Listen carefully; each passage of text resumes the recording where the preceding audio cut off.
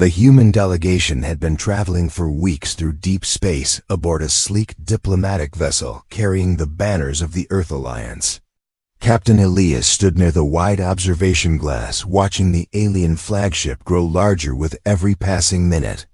The ship was unlike anything humans had ever built. Its surface dark and curved like the back of a massive sea creature, with veins of glowing blue light running along its hull. Somewhere inside that vessel waited the ruler of the Cathari Empire, a species that had pushed humanity to the brink of war more than once. The mission was simple in words but heavy in weight: secure peace between the two worlds before the fragile truce collapsed into open conflict. As their vessel docked with the alien flagship, the air in the corridor shifted. The scent of something sharp and metallic filled the lungs of every human present. Soldiers in dark armor guided them through grand corridors carved with alien symbols and lined with pillars that shimmered with internal light. The steps of Elias echoed against the polished black floors as he walked in the middle of the group, his mind replaying the countless warnings from the Earth Council. Do not offend their ruler. Do not refuse their hospitality. Above all, do not let them think humans are weak. The throne chamber doors were tall enough to fit an entire shuttle and carved from a stone that seemed alive with slow pulses of light. When they opened, the hall inside swallowed every sound. The throne itself sat upon a raised platform surrounded by banners of deep crimson marked with the golden crest of the Cathari. And there she was, the queen herself, her height towering above any human, her form draped in armor that gleamed like molten gold in the chamber's light. Her eyes were a deep silver that seemed to pierce through every layer of thought. The human ambassador stepped forward to begin the formal address, but the queen raised one hand, and the voice that followed carried the weight of 1,000 battles. Leave us. It was not a request. It was a command that made even the alien guards exchange uneasy glances. The ambassadors hesitated, but Elias felt a firm grip on his arm as a soldier guided him forward toward the queen. One by one, the other humans were led out of the chamber until the massive doors sealed shut, leaving only Elias and the queen in the vast hall. He had expected a speech about treaties and borders, about trade and military limits, but instead the queen rose from her throne and descended the steps until she stood barely an arm's length away. Her shadow stretched across him like the wings of some great beast, and her gaze locked onto his with unblinking focus. Her voice was lower now, almost quiet, but each word seemed to vibrate in the air between them. You want peace, human? Then marry me. Her words struck harder than any weapon. For a moment, Elias thought he had misheard her, but the sharp curve of her lips and the stillness in her expression told him otherwise. He opened his mouth to speak, but nothing came. She stepped closer until his back almost brushed against one of the great pillars, her presence pressing against him like the weight of an ocean. Her tone did not waver. Without this union there will be no treaty, there will be no alliance, there will only be war. Marry me or watch both our worlds burn. The words echoed in the vast chamber, the air seeming colder after she spoke them. Elias tried to focus, to think of protocol, to remember his training, but every part of his mind was tangled in the strangeness of the moment. This was not politics, this was something older, something rooted in the traditions of her people. He could see it in the way she stood, the way she watched him, not as prey, but as a choice she had already decided upon. Somewhere deep inside a question began to form. Was this about peace or something far more personal? The queen turned from him and walked back toward the throne, her long cloak dragging across the floor in a slow whisper of fabric. She stopped before sitting down again and looked over her shoulder. You have 3 days, human. 3 days to give me your answer. Choose well, for your people will live or die by the weight of your decision. And then the silence returned. The great doors opened once more, and the guards came to lead him away. But even as he walked back through the corridors of alien light and shadow, the echo of her words followed him, heavy and unshakable. Elias could not rest that night, even in the quiet quarters assigned to him, deep within the alien flagship. The Queen's voice stayed in his head, as if her words had been etched into his thoughts the way she had stood close, the way her gaze had locked onto him. It was not a look of casual interest, it was the stare of someone who had already decided the path forward and was simply waiting for him to catch up. He had been through negotiations before, but nothing had prepared him for this, not the training sessions, not the endless briefings from the Earth Council. Nothing had taught him how to respond when the fate of two worlds was tied to something so personal. When morning came, or whatever the alien ship considered morning, a guard appeared at his door and silently gestured for him to follow. They moved through long halls lit by that strange internal glow that seemed to come from the very walls. The scent of metal and something faintly floral followed them until they reached a chamber unlike the throne room, this one smaller and round its walls lined with flowing streams of light. The Queen stood in the center without her armor, now wearing a long robe made of some material that shimmered as she moved her silver eyes. Finding him the moment he entered, she motioned for him to sit across from her, a low table between them holding a vessel of dark liquid steam rising from it. She poured into 2 wide cups and spoke without preamble. "You wish to understand why," she said, not as a question, but as if she had already heard him think it. He nodded, careful with his words. "I need to understand if I am to give you an answer."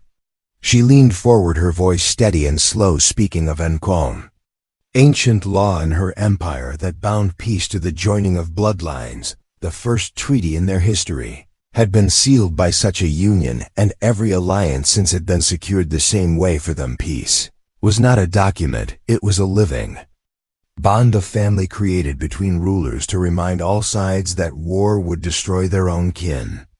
She told him of the growing unrest in her empire, how the council had split into factions, some calling for war with humanity, others warning that such a war would be long and ruinous. She had held them back again and again, but her influence was fading. Each failed negotiation had weakened her position until only one path remained, the one she now offered him. Elias listened, and part of him began to understand her logic, but another part could not ignore the cost it would mean leaving his life on Earth, his friends, his home. It would mean living in a world that was not his, among a people who might never accept him. He asked her why him, why not another representative, a leader with more authority, and she regarded him for a long moment before answering. "Because you do not fear me," she said. "Most humans flinch when I look at them, they shrink when I speak, but you stand your ground, even when you wish to run. That is a strength my people respect." There was no arrogance in her tone, only fact, and it left him silent. Later that day, Elias was escorted through the capital city of her empire, a place built inside the hull of a planet-sized station, towers of black and gold reaching high above. Glowing streets below, bridges stretched between spires. Like threads of light, the people moved in ordered lines, yet every face turned to watch him as he passed. Some eyes filled with curiosity, others with distrust. The guards who escorted him kept their hands near their weapons, though whether to protect him or to protect their own people from him, he could not tell. They took him to a great hall where the council met, a semicircle of alien leaders, each wearing robes marked with their own crest. As Elias entered, they studied him with a silence heavier than any shouted insult. One elder spoke, his voice low and cold, asking if the human had agreed to the Queen's offer. Yet when the guard answered that no decision had been made, several council members exchanged dark glances. Elias could feel the tension in the air, as if the entire room was ablaze about to snap. Back in his quarters, he thought about what he had seen, the beauty of their world, the discipline of their people, the weight of their traditions, and the looming threat that without this marriage war was inevitable. He thought about the Queen herself, not only as a ruler, but as someone who had carried her people through crises and loss. She had spoken of her late consort in passing, her voice lowering just slightly when she mentioned him. Elias could see in her eyes that she knew what loneliness was, even if she would never admit it aloud.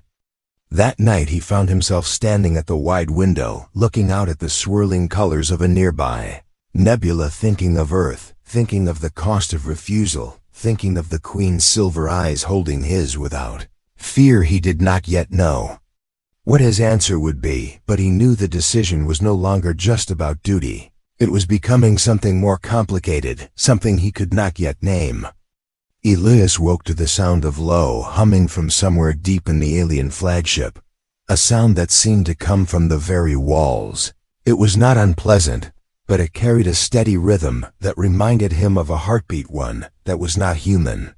The guard who came for him that morning took him not to the Queen, but to the lower levels of the ship, where the training grounds stretched across a space larger than any stadium on Earth.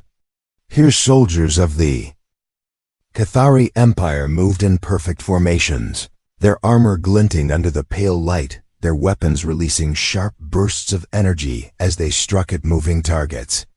Every movement was precise, every strike meant to kill, not wound. Elias watched them and knew without doubt that if war came, humanity would pay a price in lives that could never be replaced. The commander of the training grounds approached a tall alien with skin like blackstone and eyes that gleamed with a faint gold light. He spoke with the clipped tone of a soldier who had little interest in politics, telling Elias that these warriors had been preparing for months, their fleets ready to move at the first command from the Queen or the Council. Elias asked if the warriors wanted war, and the commander gave a small shrug, saying warriors are made for war. Peace gives them nothing to do. It was said without malice, only certainty. From there the guard led Elias through the vast city once more, showing him the market districts where goods from 100 worlds filled the stalls. Strange sense of spice and metal mingled in the air. He saw children watching him with wide eyes and vendors pausing in their work to whisper to one another. He could feel their eyes following him, not with open hostility, but with the weight of judgment, as if they were trying to see if this human could be worthy of their Queen.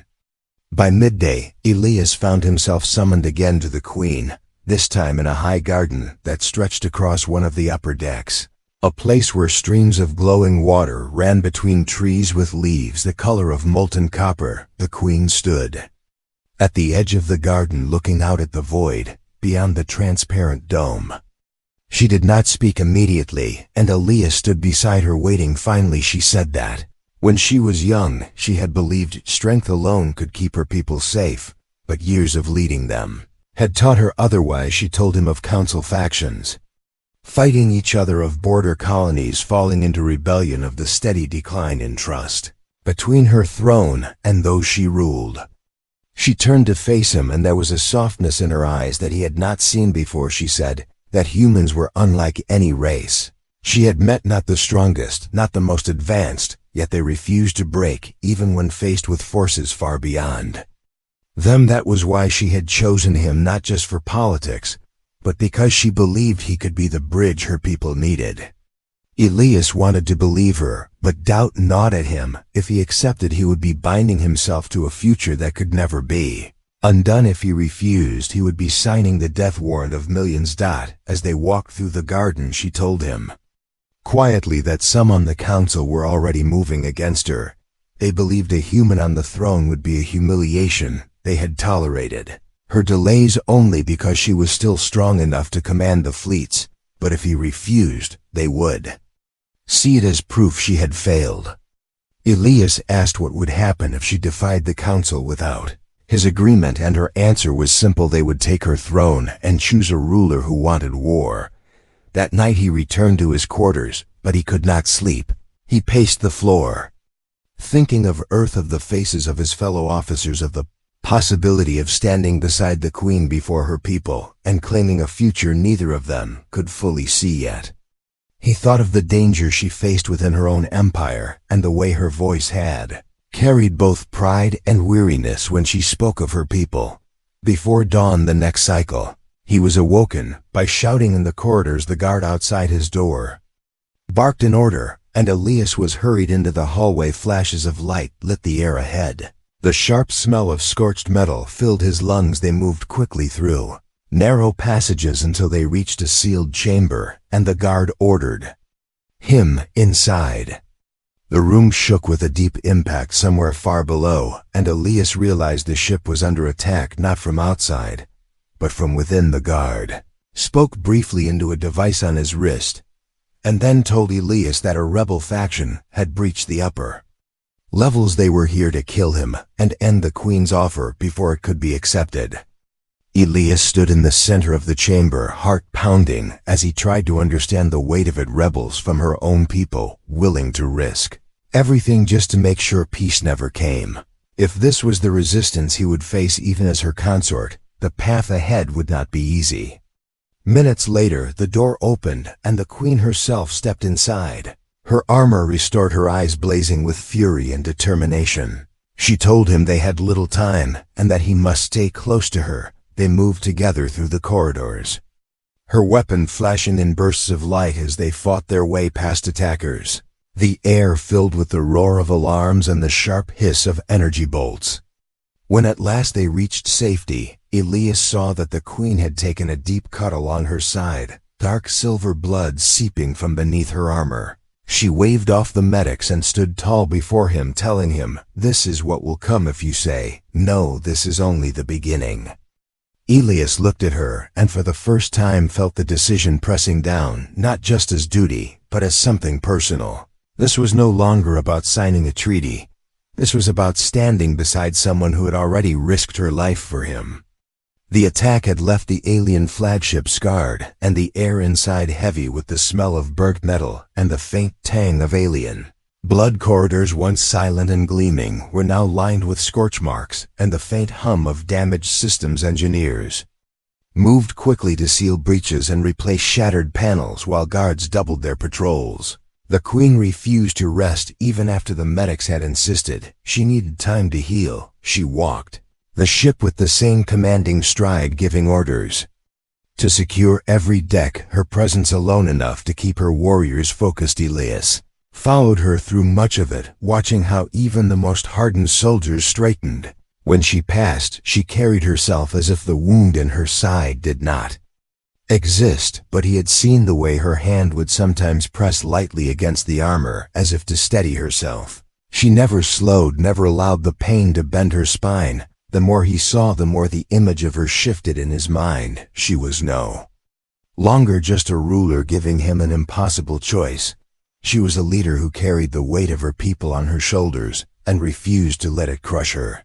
That evening the council gathered in the high chamber above the city. The walls of the room curved outward like the petals of a black flower, each petal etched with golden lines that pulsed faintly as if alive. The seats were filled with the most powerful voices of the empire, each bearing the insignia of their house. The Queen entered in full ceremonial armor, her silver eyes fixed ahead. Elias walked behind her, feeling the heat of dozens of gazes upon him.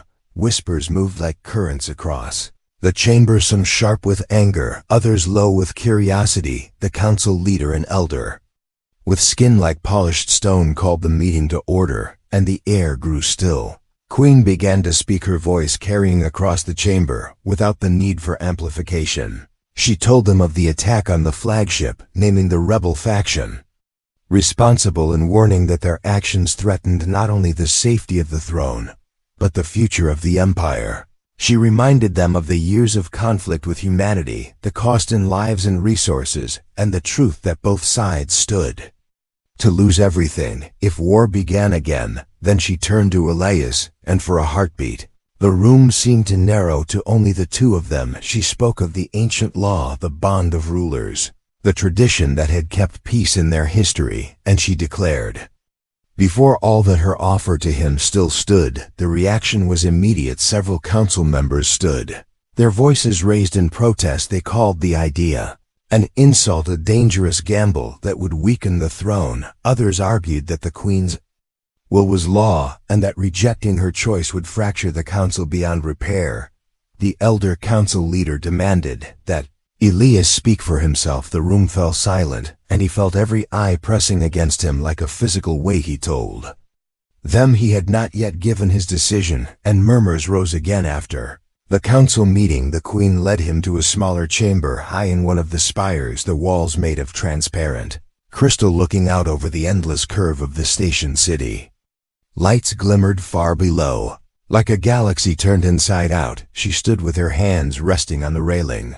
Her voice quieter now, she told him. They had only hours left before the fleets were ordered to prepare for war. If the council did not see a clear path to peace, they would vote for immediate action.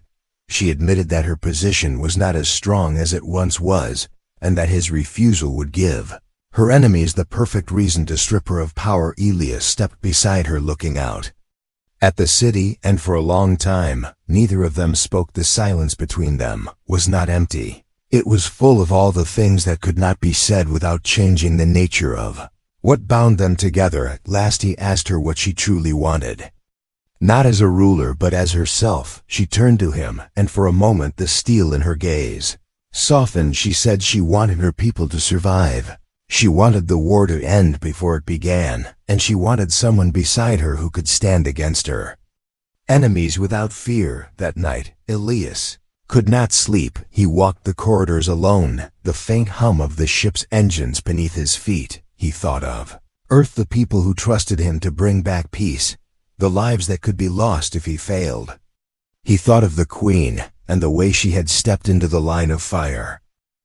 For him, he thought of the alien children in the market, staring at him with a mix of wonder and suspicion. He knew that whatever choice he made, it would define not just his future, but the history of two civilizations. Near the dawn cycle, the alarms sounded again, not for an attack, but for the assembly of the fleets. Elias was summoned to the docking bay, where rows of warships stretched beyond sight, their engines pulsing with readiness. Soldiers moved with purpose, boarding their vessels. Sight filled him with a deep heaviness. This was the cost of hesitation. The fleets would only stand down if the council voted for peace, and that vote would only happen if he gave his answer in time. He was taken to the great hall. Once more the council gathered, the queen seated at the center, her expression unreadable. The elder leader announced that the final decision would be made. Now they called upon Elias to stand before them and speak the choice that would determine whether the fleets would move or be recalled. The air was thick with expectation, every heartbeat a drum in his ears, as he looked from the council to the queen. There, with every face turned toward him, he realized there was no longer room for doubt. The weight of two worlds rested in the words he was about to speak. The next moment would decide whether peace would live or die, and whether he would remain a son of Earth or become something far more. The great hall was silent, every breath and every sound from the vast audience felt held in suspension. As Elias stood before the council, the queen's eyes locked on him, and he could see the faint tension in her shoulders. Though her face gave nothing away, the elder council leader repeated the question for all to hear. Would he accept the bond that the queen had offered, binding himself to the throne and sealing the alliance between their worlds? Or would he refuse and watch the fleets leave for war? Elias felt the weight of their stares pressing against him. Like a storm, he thought of Earth and the countless faces who would never know his name, but whose lives would be decided by this single moment. He thought of the alien market where the children had stared with both wonder and doubt. He thought of the training grounds where soldiers had drilled for a war they believed inevitable. He thought of the night in the corridors, when the queen had fought beside him, and the blood on her armor that proved her words were more than ceremony. He thought of the way she had spoken of her people, not as subjects, but as lives she could not bear to lose. When he finally spoke, his voice was steady, though it carried the weight of everything he had been holding inside. He said that peace was worth any cost, and that if the only way to secure it was through this bond, then he would take that step for the sake of both their worlds. The words seemed to ripple through the room, some council members stiffening in shock, others lowering their heads in acceptance. The queen rose from her seat and walked toward him, the slow echo of her footsteps filling the chamber. She stopped before him, close enough that he could see the faint reflection of the hall's golden light in her silver eyes. She asked him once more, for all to hear, if he would stand beside her, not as a guest, not as a negotiator, but as her equal and partner. He answered yes without hesitation. The hall erupted into a mix of sounds, some voices cheering, others shouting in protest. But Queen raised her hand and silence returned. She turned to the council and declared the alliance sealed by the will of the throne and by the will of the human who had chosen to stand with her. She spoke of a future where both peoples would defend one another, where trade and knowledge would flow instead of blood, and where the stars themselves would see a new chapter written. The ceremonial binding took place in the central plaza of the station, a place vast enough to hold thousands. The walls and platforms glimmered with the gold and crimson of the Empire's banners, the air alive with the hum of alien instruments that played tones both sharp and deep. The Queen and Elias stood at the heart of it all, beneath a great arch of light that symbolized the bridge between two worlds. An elder priest of her people spoke in the ancient tongue words that Elias could not understand but felt deep in his bones.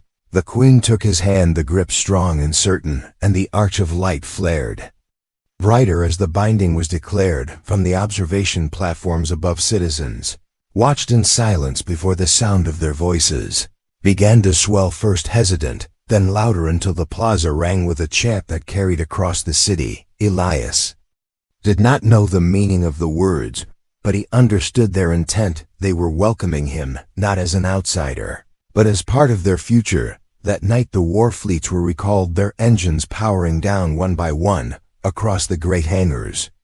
The commanders received new orders to stand by for joint missions with human allies. Messages traveled faster than light between Earth and the station, bringing news of the Union. Some on Earth celebrated, others questioned the cost, but none could deny that the threat of immediate war had vanished. The skies were safe for now. Elias stood on the high balcony of the royal spire, looking out at the endless sweep of stars, their light cold yet constant. The Queen joined him, her armor replaced by a robe of deep crimson that shimmered in the soft glow of the city. She told him the council would still test him, that not all would accept this new order easily, but she believed that together they could hold the peace long enough for trust to grow between their peoples. He told her that peace was never easy, but it was worth fighting for. She gave a small nod, and for the first time, he saw a faint smile touch her lips.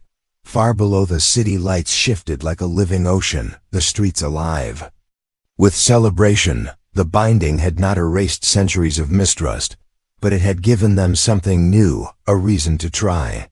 Elias knew that his life would never again be what it had been. He was no longer only a son of Earth, he was now part of something larger, a story that would be told long after both of them were gone. He felt the weight of that truth settle in him, not as a burden but as a promise. As the night stretched on and the stars wheeled slowly overhead, Elias thought of the path that had brought him here, the moment in the throne room when she had first cornered him and made her impossible demand, the days of doubt, the attack that had nearly ended them both, and the choice that had bound them together. He realized then that it had never been about surrendering himself to another's will. It had been about standing where no one else could and choosing a future that neither side believed was possible. The Queen stood beside him, silent but steady, her presence as constant as the stars above, and as the city's voices rose in celebration, Elias knew this was his home. Now, not through force, not through fear, but through choice, a choice that had changed two worlds forever. The end.